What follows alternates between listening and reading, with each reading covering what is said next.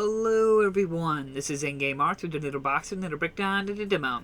This is Ghost of Tsushima for the PlayStation 4. To jump right into it, this is the base vanilla version of the game, so the on-disc version is 1.00, as well as there was a pretty good size update available. This update size was 3.7 gigabytes big and will take you to version 1.05 since the making of this video. Now please expect more updates down the road, so the 3.7 gigabyte update will most likely be bigger a few more months down the road, so just expect that. Now this update 1.05 at this time, it has just mostly bug fixes and localization fixes and so forth. Now what the update history doesn't tell you is that the 1.05 does add an extra higher difficulty, the lethal difficulty, as well as it does fixes some of the mechanical button functionalities in the game. I won't go into massive detail because it's not ultimately that important, but it does add a little bit more features to the game other than just bug fixes. Though I do want to claim that I did beat the entire game without this update. I did still experience some bugs and issues within my playthrough, but I did beat the game.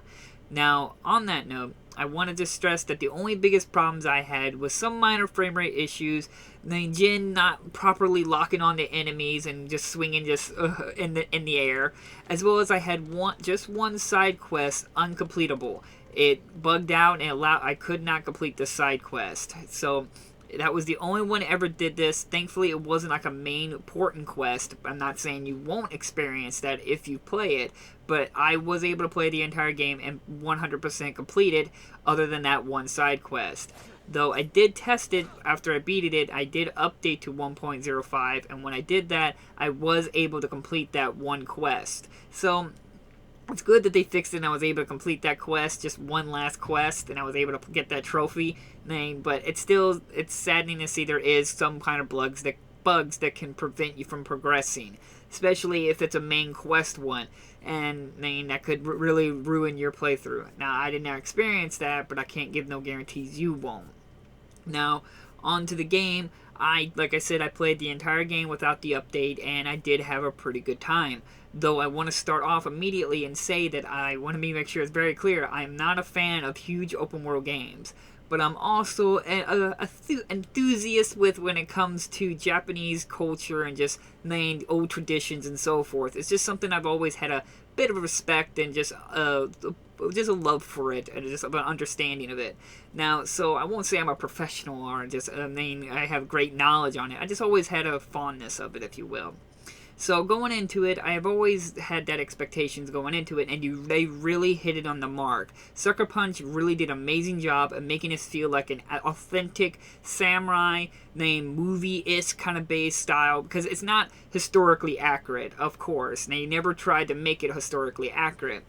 But the feeling of it and everything like that, you truly felt like a samurai. The environments felt very Japanese and just Japanese traditions and respect to it and everything like that. Like writing poems of the haikus and so forth, and just the understanding of leadership, honor, and being a samurai and everything. They nailed it out of the park. It was just a phenomenal love letter to traditional samurai movies and traditions and so forth. So if you're a fan of that, you're going to immediately fall in love how much they did an amazing job with this. Though, on that aspect, the game doesn't do any better in terms of open world. There are many beautiful environments in the game, but beautiful environments does not mean good gameplay or good game ethics in terms of the game.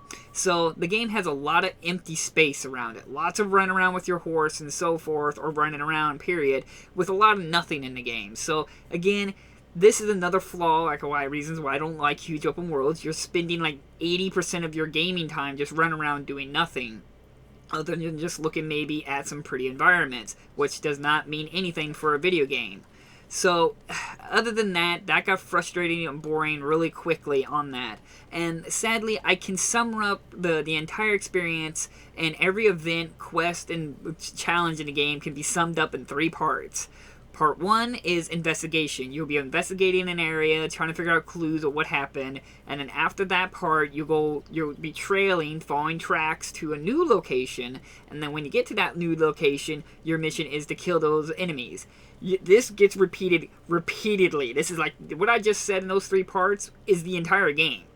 That's all you'll be doing this entire game. So it's kind of saddening that they didn't really go out of their way to actually add newer elements, like some puzzle solving or some environmental stuff going on. It's just, investigate area, follow tracks, kill enemy. It's just rinse and repeat. So that's my biggest downside about the game.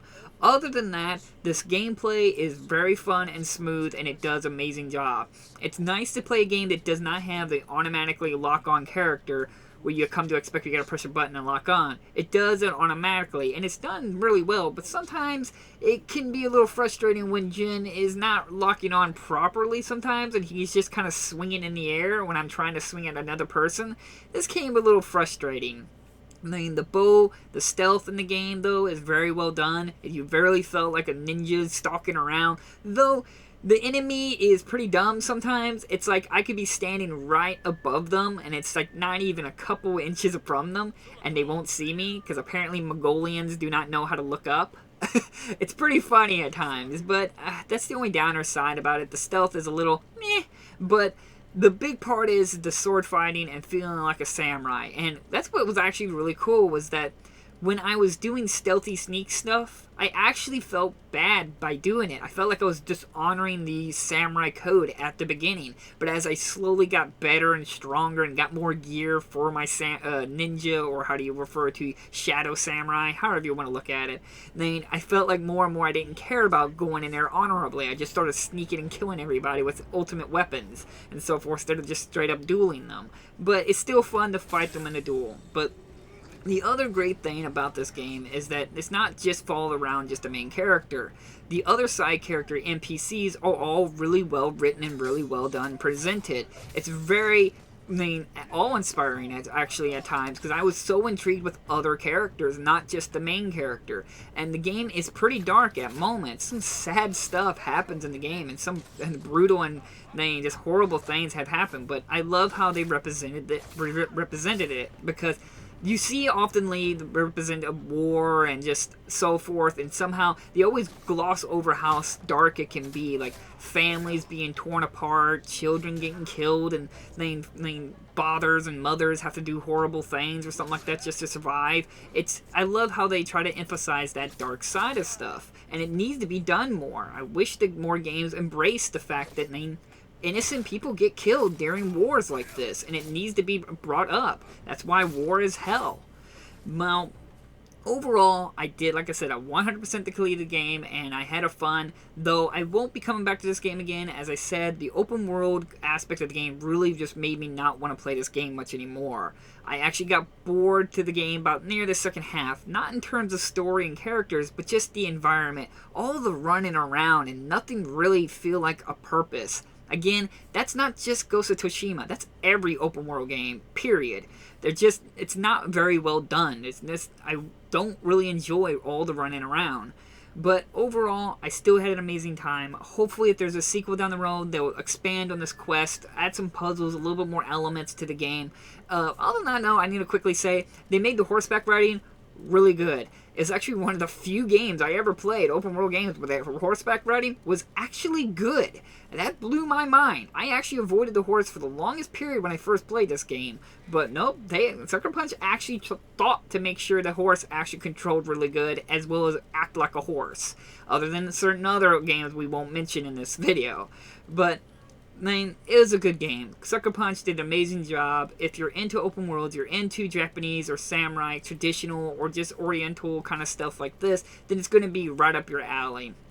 It's a good game, though, as I said, repetitive in terms of the mechanics, in terms of the side quests and the main quests always generally being the same way, but still, I never got bored with it until I finally beaten it, and I'm happy I sat through the entire thing, and I'm glad the Sucker Punch so that the game can be completed, and it didn't need some big update to make sure I can complete the game. So, really good on that. So, Like always, I will try to leave links down in the description if you're interested in a copy. For the most part, I recommended it, or you want to hold off and maybe there'll be like a PlayStation 5 version and so forth. So, thank you all for watching, and I'll see you guys in my next unboxing video. Bye-bye! The Mongol Empire is invading our home. They are brutal, relentless, unstoppable.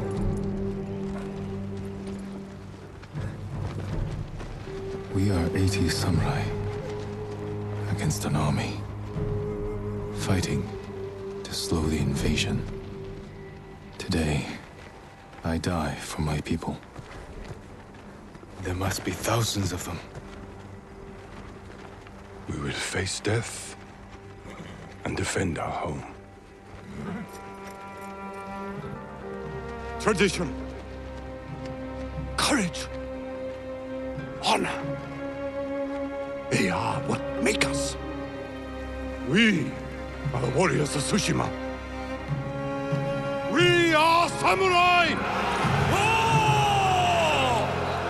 Nodadachi, go break their spirits.